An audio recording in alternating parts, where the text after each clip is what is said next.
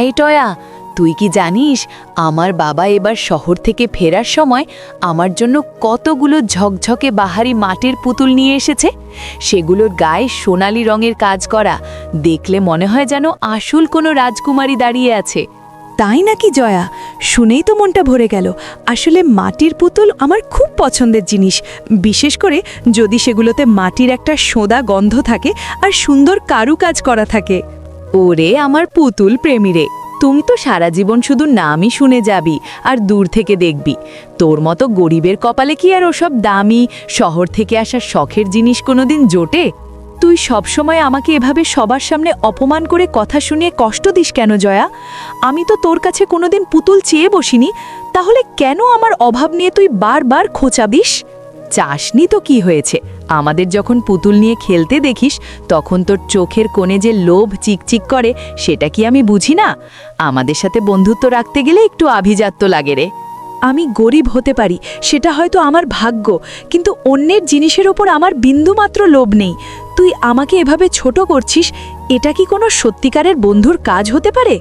শোন টয়া, পরিষ্কার কথা, যদি বাপের টাকা না থাকে আর মেলা থেকে পুতুল কিনে না আনতে পারিস তবে আমাদের সাথে বড় রাস্তায় আর ঘুরতে আসবি না। তুই আমাদের লেভেলের না। তোর কথাগুলো তীরের মতো সরাসরি আমার বুকে গিয়ে বিঁধছে জয়া। বন্ধু হয়ে একজন মানুষকে এভাবে তার দারিদ্র্য নিয়ে অপমান করতে পারিস, এটা আমার কল্পনার বাইরে ছিল। বন্ধু হতে গেলে সমানে সমান হতে হয় রে। তোর মা তো লোকের বাড়িতে কামলা খাটে, তুই আমাদের যোগ্য নোস। মিছেমিছি আমাদের সাথে মেশার স্বপ্ন দেখিস না। ঠিক আছে জয়া, আজ থেকে তবে আমি আর তোদের সাথে ঘুরব না। নিজের সম্মান বাঁচিয়ে চলাই আমার জন্য মঙ্গল। একদিন হয়তো আমারও দিন ফিরবে, সেদিন তুই বুঝবি। মা, ও মা, তুমি আমায় এবার একটা বড় মাটির বউ পুতুল কিনে দিতেই হবে। আমার খুব শখ হয়েছে ওটা দিয়ে খেলার জন্য। সবাই কত সুন্দর পুতুল নিয়ে খেলে আর আমি তাকিয়ে দেখি। মারে, আমার শরীরটা বড্ড অসুস্থ কয়েকদিন ধরে, কোনো কাজেও যেতে পারিনি। ঘরের কোনায় একদানা চাল নেই যে তোকে ফুটিয়ে দেব।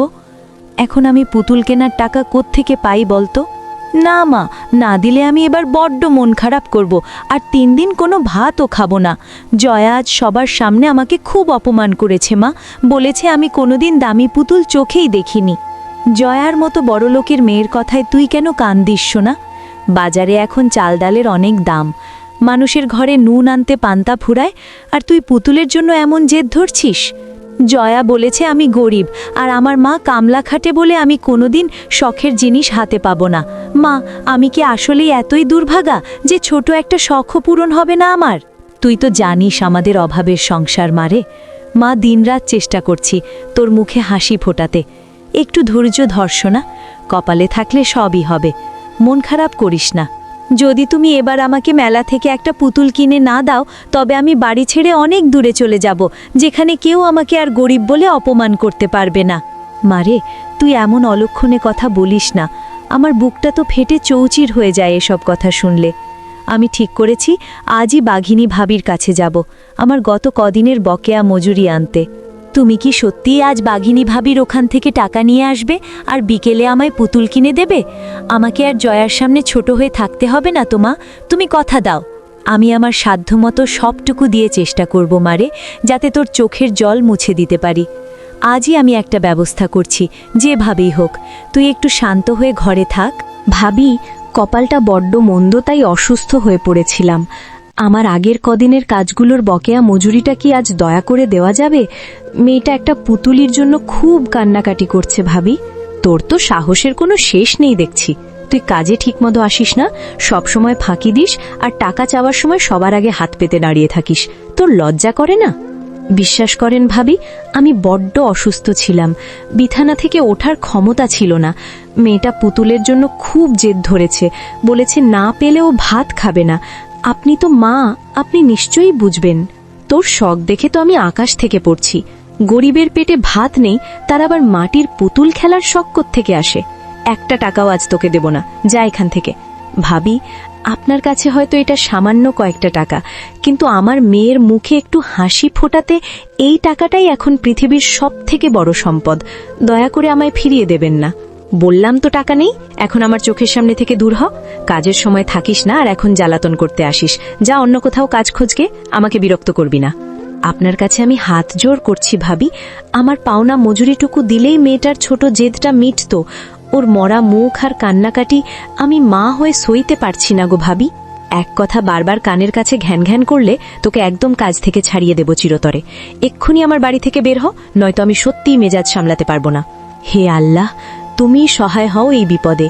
মেয়েটাকে কথা দিয়ে আসলাম মেলা থেকে পুতুল কিনে দেব, এখন খালি হাতে ফিরে গিয়ে ওকে আমি কি বলে মুখ দেখাবো? ভিখারির মতো উঠোনে দাঁড়িয়ে থাকলে টাকা পাওয়া যায় না, কাজ করলে তবেই পয়সা পাওয়া যায়। যা ভাগ এখান থেকে, নয়তো ঝাড়ু দিয়ে পিটিয়ে গ্রাম থেকে বের করে দেব। মাও আমাকে একটা পুতুল কিনে দিতে পারলো না। শেফালি দিদি মাকে কত অপমান করলো। আমি বোধহয় সত্যি অনেক অভাগা। আমার কপালে একটা সামান্য মাটির পুতুলও নেই। কি হয়েছে ছোট্ট নাতনি আমার? লাঠি হাতে কাঁপতে কাঁপতে তোর কাছে এলাম। বলতো, এই ভর দুপুরে বনের ধারে নির্জন জায়গায় বসে এভাবে একা একা কান্না করছো কেন? তোমার চোখের জল দেখে আমার খুব মায়া হচ্ছে। আপনি কে দিদিমা? ঝোপের আড়াল থেকে হঠাৎ এভাবে কোত্থেকে এলেন? আমি তো চোখ মুছে অবাক হয়ে আপনার দিকে তাকিয়ে আছি। আমার মনটা আসলে খুব খারাপ। একটা মাটির পুতুল কেনার খুব শখ ছিল, কিন্তু আমাদের কেনার মতো সামর্থ্য নেই। অঝরে কেঁদো না মা, অকারণে চোখের জল ফেললে ভাগ্য আরও দূরে সরে যায়। এই নাও, এই 500 টাকার নোটটা আমি তোমার দিকে বাড়িয়ে দিচ্ছি, এটা রাখো।